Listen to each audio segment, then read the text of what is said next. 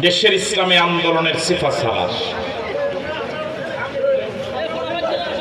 এদেশের তৌহিদি জনতার হৃদয়ের স্পন্দন, 14 গ্রামের গণমানুষের প্রিয় মানুষ, প্রিয় সংগঠন বাংলাদেশ জামাত ইসলামীর সম্মানিত সুযোগ্য সুদক্ষ নায়েবে আমির, আপনাদের এই জনপদের আপনাদের কলিজার টুকরা সন্তান তুল্য ডাক্তার সৈয়দ আব্দুল্লাহ মোহাম্মদ তাহের, যিনি আজকের এই প্রোগ্রামের সম্মানিত প্রধান অতিথিও বটে, তিনি উপস্থিত হয়েছেন আলহামদুলিল্লাহ।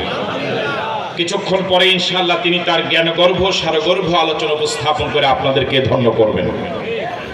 এর আগে ইনশাআল্লাহ অল্প সময়ের ভিতরে আমি আমার আলোচনাকে একটা পর্যায়ে নিয়ে আসছি।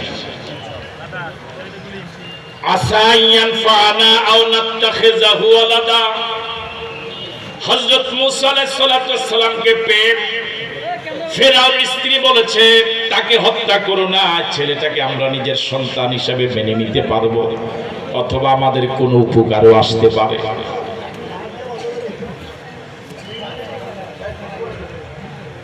কিছুদিন আগে ফেসবুকে একটা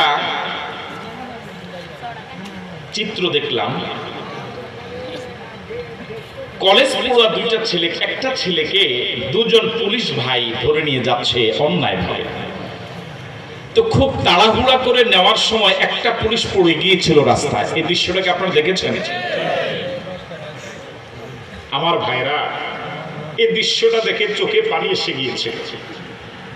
পুলিশ ভাইটা ওই ভাইটাকে নিতে গিয়ে তাড়াহুড়া করতে গিয়ে পড়ে গিয়েছিল। এই ছাত্র ছেলেটার কোনো দোষ ছিল না, কিন্তু দেখলাম গোটা পৃথিবী দেখলো, গোটা দেশবাসী দেখলো, যাকে ধরে নিয়ে যাচ্ছে সে ওই পড়ে যাওয়া পুলিশ ভাইটাকে নিজে আবার হাতে টেনে তুলে ধরছে। দেখেন নাই? এ হলো ইসলামী ছাত্র শিবির। আমাকে যে ধরে নিয়ে যায়, আমি এই কঠিন পরিস্থিতিতে আমি এত মাজলুম অবস্থায় হোক তার প্রতি কোনো জুলুম করব না, বরং তার প্রতি সহৃদয় হব। আসাইয়ান ফানা আও নাত্তাখিযাহু ওয়ালাদা, এই ছেলে আমাদের উপকারে আসবে, অথবা আমরা আমাদের সন্তান মেনে নিতে পারবো। ওয়া আসবাহা ফুয়াদু উম্মি মুসা ফারিগা, হযরত মুসা আলাইহিস সালাম এখন ফেরাউনের বাড়িতে, ফেরাউনের ঘরে।